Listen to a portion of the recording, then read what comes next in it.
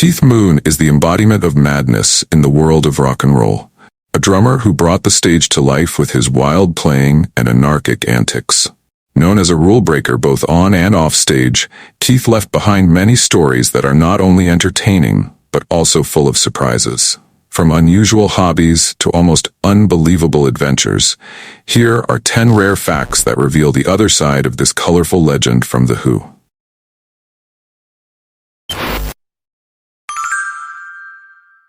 Keith Moon was notorious for his habit of trashing hotel rooms while on tour with The Who. With his unpredictable and wild nature, he often destroyed hotel rooms, blew up toilets with fireworks, and even once drove a car into a swimming pool. The first hotel Keith Moon ever destroyed was the Holiday Inn in Flint, Michigan.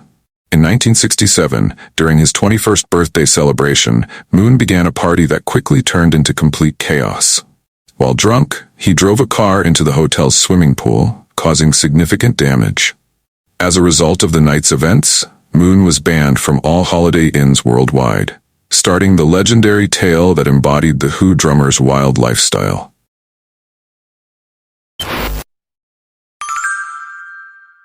One of Keith Moon's favorite pranks was disturbing small villages in England with fake public service announcements from his car. He often used a police loudspeaker or installed hidden amplifiers and speakers in his car to frighten villagers.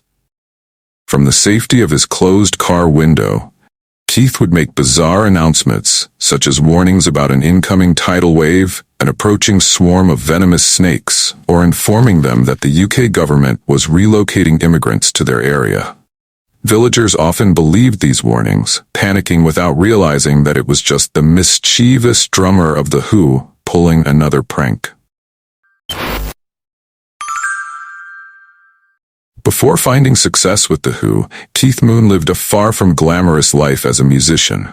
He worked as a radio repairman, a job that helped him save enough money to buy his first drum set. Though it wasn't an exciting job, Keith used it to fuel his passion for music and drumming. With dedication and a strong drive, he practiced hard and honed his skills, which eventually led him to a path that would change his life forever. From a modest job to becoming one of the most iconic drummers in rock history, Keith Moon's journey is a testament to the courage and determination to chase one's dreams. Keith Moon was known as an eye-catching figure, especially for his habit of dressing up in strange and unusual outfits.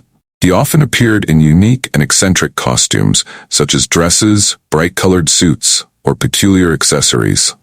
This wasn't just for attention, but reflected his free spirit and disregard for social norms. Keith enjoyed playing with his identity through fashion, often surprising audiences and his bandmates with his bold attire. His eccentricity, both on and off stage, made him one of the style icons in rock history. One of Keith Moon's lesser-known contributions was his involvement in the creation of the iconic band name Led Zeppelin. This name originated from a conversation between the Who drummer and Jimmy Page, the lead guitarist of what would become Led Zeppelin. The story began when Page and Moon were contemplating forming a new band. During the discussion, Moon jokingly predicted that the band they were planning would not succeed, saying it would go down like a Led Zeppelin. At that moment, Moon used this phrase to illustrate the idea of a band doomed to fail, like a balloon weighed down by lead. Jimmy Page was struck by Moon's phrase and decided to replace the word balloon with Zeppelin. Page felt that Zeppelin conveyed a deeper meaning, describing the perfect combination of weight and lightness, flammable yet graceful. With this new name, Led Zeppelin was born, and the band soon became a pioneer in rock music, known for their heavy, innovative sound that reshaped the music scene in the 1970s. While Moon might not have directly contributed to Led Zeppelin's music, his offhand comment left an indelible mark on rock history. The name Led Zeppelin has since become a symbol of power and creativity, reminding us how a casual conversation can produce something monumental. During the recording sessions of Quadrophenia, Keith Moon displayed the dark side of his excessive lifestyle, particularly his struggles with alcohol and drugs. The demanding recording process often found Moon falling asleep on his drum kit, turning sessions that should have been efficient into moments of frustration for the rest of the band. His addictions made it difficult for him to stay focused and awake, and the band members frequently had to wait hours for him to wake up and continue recording. This situation created tension in the studio, where members like Roger Daltrey and Pete Townshend worked hard to finish the album, which had a very ambitious sound and concept.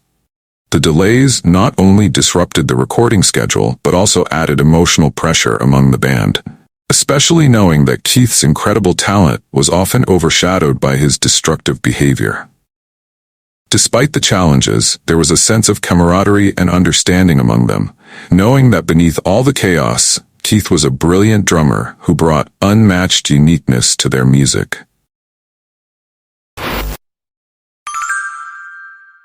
The Who's destructive stage antics, combined with Keith Moon's enthusiasm for trashing hotel rooms, left the group deeply in debt throughout the 1960s. Bassist John Entwistle estimated that they lost around £150,000 due to this behavior. Although their finances began to stabilize after the success of the album Tommy, Keith Moon continued to accumulate debts due to his lavish lifestyle. He purchased numerous cars, gadgets, and spent recklessly, eventually going bankrupt. His financial carelessness even reduced his earnings from their 1975 UK tour to just £47.35, demonstrating how his wild and extravagant behavior financially harmed him. Keith Moon's first serious relationship was with Kim Kerrigan, whom he met in January 1965 after a Who performance. Their relationship progressed quickly, and when Kim became pregnant, they secretly married in March 1966. Their daughter, Amanda, was born in July of the same year.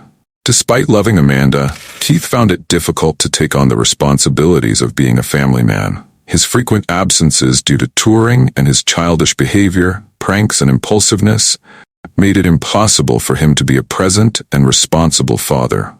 Kim even stated that Keith didn't know how to be a dad because he was still too much of a child himself, which strained their already fragile relationship. The couple eventually separated in 1973 after years of tension and conflict. Moon's occasional violent behavior, his childlike nature, and his addiction to alcohol and drugs made Kim feel that she could no longer sustain their marriage.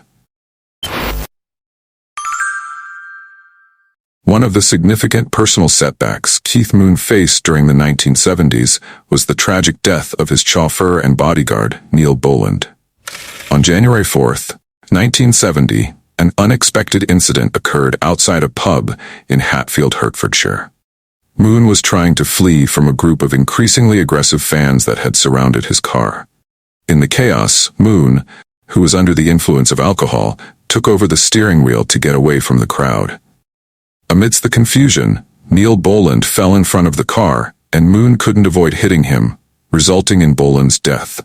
Though Moon was declared not guilty, the event left him with deep guilt and emotional pain that haunted him for the rest of his life. Keith Moon, The Who's iconic drummer, died on September 7, 1978, at the age of 32. Moon was found lifeless in his apartment at Curzon Place, London, which he was renting from singer Harry Nilsson.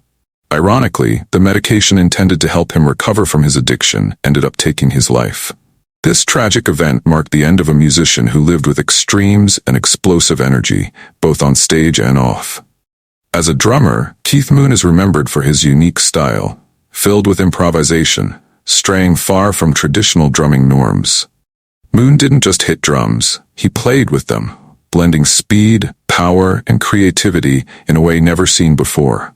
He rarely played structured drumming patterns and preferred a free approach, which often added drama to every Who performance. His dynamic and unpredictable approach inspired many drummers of future generations. Even though his life ended prematurely, Moon's legacy continues in rock music. In 1990, Keith Moon, along with the Who members, was inducted into the Rock and Roll Hall of Fame, an honor recognizing their significant contributions to the development of rock music. Moon is not only considered a great drummer, but also a driving force of innovation and inspiration in music. His influence on drumming persists to this day, inspiring a new generation of musicians to play in a more expressive and unrestrained manner.